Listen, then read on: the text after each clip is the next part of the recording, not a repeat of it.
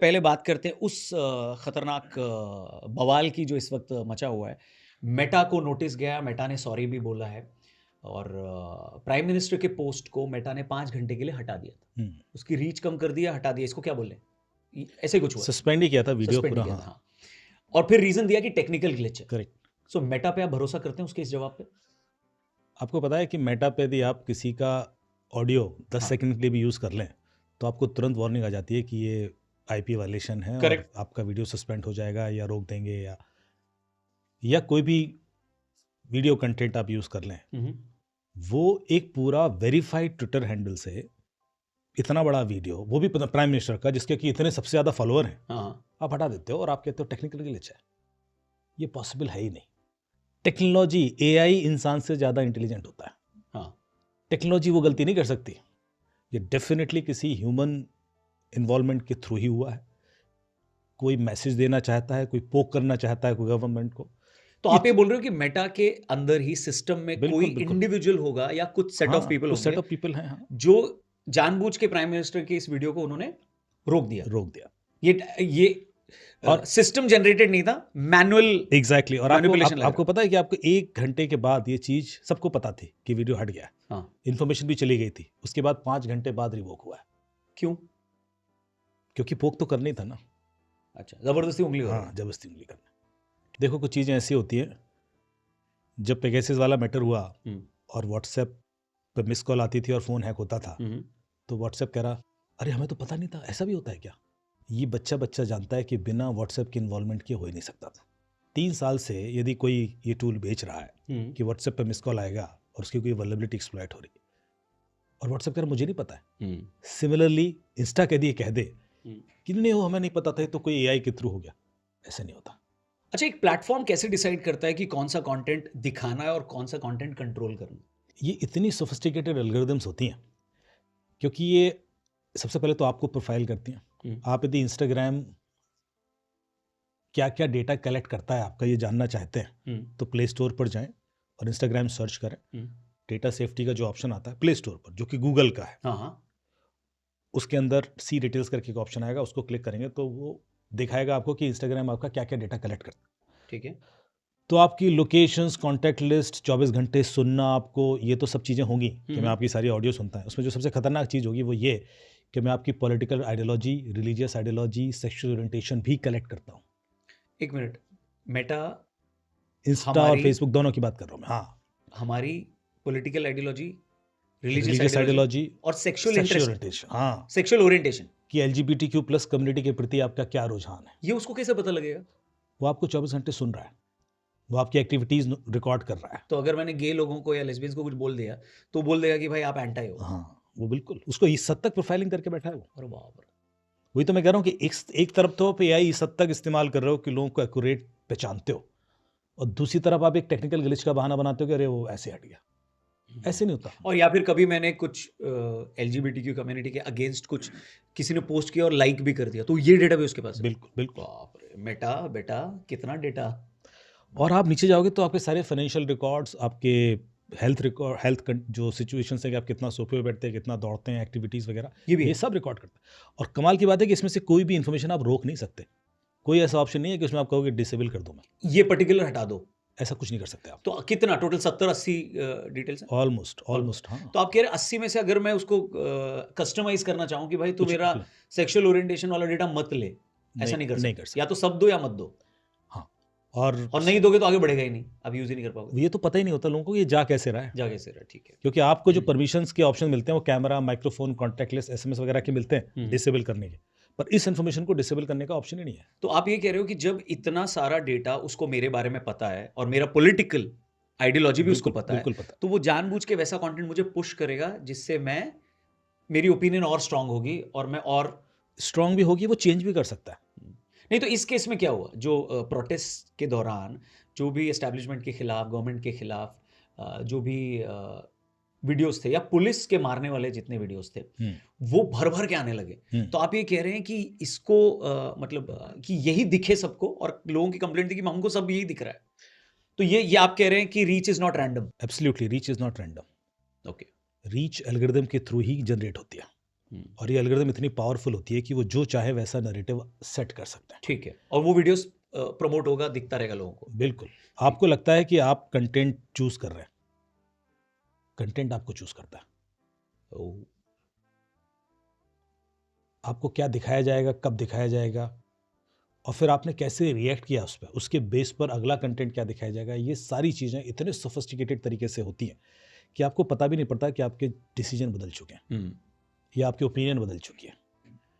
तो आप ये कह रहे हैं कि इसमें, अच्छा, एक एलिगेशन और शायद ये तो शायद साबित भी हो गया कि पैसे भी बहुत ज़्यादा स्पेंड किए गए एडवर्टीजमेंट पे और उन तरीके के कंटेंट को बूस्ट करने के लिए मेटा पे, जो कि मेटा ने शायद एक्सेप्ट भी किया है, जिससे कि एक तरीके का कंटेंट लोगों को दिखता रहे। तो ये पैसा भी स्पेंड किया गया, कौन स्पेंड हैवी, किया? इतना पैसा इन्वेस्ट हुआ है। और ये तो एक एक्सपेरिमेंट के थ्रू भी हमने चेक किया कि कैसे नैरेटिव बनाया गया है। बहुत इंटरेस्टिंग एक्सपेरिमेंट किया, मैं आपको बताता हूँ। हम लोगों ने 150 ऐसे अकाउंट क्रिएट किए जो नए अकाउंट थे, ओके, एक ही एज ग्रुप के थे। ठीक है। उसके बाद उनको 4 कैटेगरी में तोड़ा, एक ही तरह के फ़ोन पे चलाया, एक ही ओएस का वर्जन रखा, 4 कैटेगरी में तोड़ा। उसमें से कुछ अकाउंट्स को एक साइड का नैरेटिव वाले फॉलो करवाए, ठीक है। जो भी न्यूज़ चैनल्स हैं या जो भी इन्फ्लुएंसर्स हैं। दूसरी कैटेगरी में दूसरे वाले लोगों को फॉलो करवाया, जो न्यूज़ चैनल्स हैं या इन्फ्लुएंसर्स हैं। तीसरी कैटेगरी में मिक्स्ड करा दिया, ठीक है। और एक चौथी कैटेगरी थी जिसको किसी कैटेगरी को फॉलो नहीं कराया, सिर्फ एंटरटेनमेंट, क्रिकेट और इस तरह का कराया। ठीक है, तो 4 सेट ऑफ ऑडियंस 4 आपने सेट क्रिएट ऑफ कर ऑडियंस दिए। क्रिएट कर दी। ठीक है। जो सारे नए अकाउंट हैं, इससे पहले उन्होंने कुछ नहीं किया। हाँ, हाँ। उसके बाद उसको रन कराया, स्क्रॉल कराया एक सिस्टमेटिक स्पीड पर, सेम स्पीड पर। हम्म, फिर थोड़ी देर के बाद ऑब्जर्व करना शुरू किया कि उसको किस तरह के पोस्ट रिकमेंड हो रहे हैं, किस तरह के एडवर्टीजमेंट रिकमेंड हो रहे हैं, किस तरह के न्यूज़ रिकमेंड हो रहे हैं। और तब समझ में आया कि सबको एक ही तरह का रिकमेंड हो रहा है, जबकि सबका पॉलिटिकल आइडियोलॉजी अलग है, सबकी अलग है। ओरिएंटेशन अलग है, उस टाइम पर ये हालत थी। तो ये कब की बात है? ये सी जनता पार्टी का जो प्रोटेस्ट हुआ उसी टाइम? सी जनता पार्टी के प्रोटेस्ट के टाइम की बात। तो हम लोग ने एक्सरसाइज किया कि क्या ऐसा हो रहा है, इसको प्रूव करने के लिए। सो 150 अकाउंट में तो ये प्रूव हुआ क्लियरली। जिस अकाउंट में हम जैसे राइट विंग को कुछ फॉलो कर रहे हैं, आधा घंटा, 1 घंटे या मैक्सिमम 2 घंटे के बाद उसको दूसरे कंटेंट पुश होने लगे। तो सबको एक ही तरह का कंटेंट पुश हो रहा था, ये प्रूव एकदम से स्विच होना शुरू हुआ धीरे धीरे। और उसके बाद वो जो वायलेंट वीडियोस थे या जिसमें सरकार के अगेंस्ट वीडियोस दिखाए जा रहे थे, फेक कंटेंट जो प्रमोट हो रहा था, वो सब कुछ सबको पुश हो रहा था। तो ये कौन कर रहा था? एल्गोरिथम। तो एल्गोरिथम अपने से कर रहा है, उसको किसी ने ऐसा बनाया है? ये अपने से कुछ नहीं करते एल्गोरिथम। एल्गोरिथम कोई ना कोई तो उसको प्रॉम्प्ट कर रहा है, कोई ना कोई तो चाह रहा है कि ऐसा हो। या तो वो पैसे के बेस पे कर रहा है, या कोई पीछे से गाइड कर रहा है उसको, जो चाह रहा है कि इस देश में अस्थिरता फैले या देश के अगेंस्ट लोग खड़े हो जाएं। मतलब रियल टाइम आप लोगों ने टेस्ट भी कर लिया और ये प्रूव भी हो गया। बिल्कुल। और इसकी तभी रिपोर्ट तो गई। वो मैं आपको और दिखाता हूँ इसमें हमने क्या क्या और चेक किया। Spend same amount of time पर session, scroll at the same speed, like the same number of posts, avoid commenting of sharing unless that is part of the experiment, keep activity schedules analytical। सब कुछ similar था। तो आप कोई भी ऐसा नहीं कह सकते हो कि फिर हमने जो कलेक्ट करना शुरू किया, रिकमेंडेड पोस्ट क्या क्या है, ट्रेंडिंग टॉपिक्स क्या क्या हैं, सजेस्टेड अकाउंट्स कौन कौन से हैं जो वो भी आते हैं, एडवर्टीजमेंट्स क्या क्या है, सर्च ऑटो कंप्लीट क्या क्या है, और नोटिफिकेशंस। फिर हमने क्या किया, डिफरेंट लैंग्वेजेस में किया, तेलुगु, तमिल, उधर जुरिडिक्शन लेकर कि यार उनको क्या पुश हो रहा है, वहाँ पे भी फिर सेम कंटेंट जा रहा था। फिर हमने इसको 2 वीक के लिए ऑब्जर्व किया था। फिर percentage of recommendations from each narrative वो हमने कलेक्ट किया कि कितना इसका पुश हुआ, कितना इसका पुश हुआ, time taken before recommendation shift. आपको यदि एक तरह का नैरेटिव शिफ्ट हो रहा है, दिखाया जा रहा है, और उसके बाद तुरंत कितनी देर के बाद वो दूसरे तरीके का पुश होने लगता है। Diversity of view point shown, whether accounts with identical behaviour receive systematically different recommendation. ये सारी चीज़ें प्रूव करती हैं कि आप कंटेंट चूज नहीं कर रहे थे, कंटेंट आपको चूज कर रहा। सो अगर किसी प्लेटफॉर्म को बाद में अपनी मॉडरेशन या रिकमेंडेशन प्रोसेस पे क्लैरिफिकेशन देना पड़े या अपॉलॉजी देना पड़े, तो फिर फायदा क्या हुआ? मतलब क्या किया इतने टाइम तक, क्या सिस्टम बनाया मेटा ने भाई? क्या आप सॉरी बोल रहे हो या आप क्लैरिफिकेशन दे रहे हो? मुझे ऐसा लग रहा है कि ये जानबूझ के सॉरी बोल रहे हैं। वो चाहते थे कि ऐसा सिचुएशन क्रिएट हो, हाँ, फिर हमको बुलाओ, फिर हम सॉरी बोलेंगे, और उसके बाद हम अपने आप को तो क्लीन दिखाएंगे, लेकिन आपको हम पोक करते रहेंगे ताकि आप हमारे अगेंस्ट कुछ ना कुछ करो। तो सोल्यूशन क्या है? देखो, हम शांत भी नहीं रह सकते और हमें रेगुलेट भी करना है। हाँ, यदि हम इनको पोक करते हैं और कल के दिन बैन कर देते हैं, तो कुछ देश विरोधी ताकतें वो चाहती हैं कि हम नेपाल जैसी परिस्थिति में आ जाएं। कि वहाँ पे भी नेपाल बांग्लादेश में भी इंटरनेट बैन हुआ था, सोशल मीडिया बैन हुआ, वो ये लोग सड़क पे आ गए, वो तो इंडिया में भी आप बैन करोगे लोग सड़क पे आ जाएंगे। ओह, क्योंकि उन्होंने देख लिया कि 2.5 करोड़ लोग फॉलो करवाए हैं किसी तरीके से, तो यदि उसमें से एक सिग्निफिकेंट नंबर ऑफ लोग रियल हैं और उनकी मानसिकता उन्होंने इन्फ्लुएंस की है। आपको पता है कई सारे ऐसे बच्चों की मानसिकता बदल दी गई जिसके के पेरेंट्स दूसरे आइडियोलॉजी से हैं, या वो नेशनलिस्टिक हैं, या वो डिफेंस में, उनको तक चेंज किया गया। अरे वो छोड़ो, जो उनके पार्टी में है, पार्टी में हाँ, उनको भी बीजेपी एमपीज और नेताओं के बच्चे भी आ गए। एग्जैक्टली। तो इसका मतलब है कि ये काम नहीं, बट करता आप है। इसमें सब एल्गोरिथम को थोड़ी बोल सकते हो यार, उनकी आइडियोलॉजी वैसी है, बच्चे को नहीं पसंद है बीजेपी। आपकी आइडियोलॉजी बनती कैसे है? वही तो बनती है जो आप देखते हो। पीयूष मिश्रा का ही एक वीडियो बड़ा वायरल हुआ था जिसमें उन्होंने कहा था कि जब मैं कॉलेज में पढ़ता था तो लेफ्टिस्ट था और मैं अपने माँ बाप को गालियां देता था, मैं ब्राह्मण था, मैं ब्राह्मणवाद के खिलाफ नारे लगाता था और मुझे लेफ्ट ने पूरा चूस लिया और मुझे मजा आता था कि मैं तो बड़ा इंटेलेक्चुअल हूँ। एंड जब उनकी आंखें खुली कि यार ये तो वो डेटा ड्रिवन इन्फ्लुएंस था उनका, जब उन्होंने पढ़ना शुरू किया और देखना शुरू किया तब उन्हें उसी चीज़ पे गिल्ट हुआ। तो उस एज की ये प्रॉब्लम है। उस एज में इस तरह की चीज़ें बड़े आराम से आप लोगों को जो रिवेल कर रहे हों या विद्रोह कर रहे हों, वो मज़ा आता है लोगों को, क्योंकि वो एज ही वैसी है।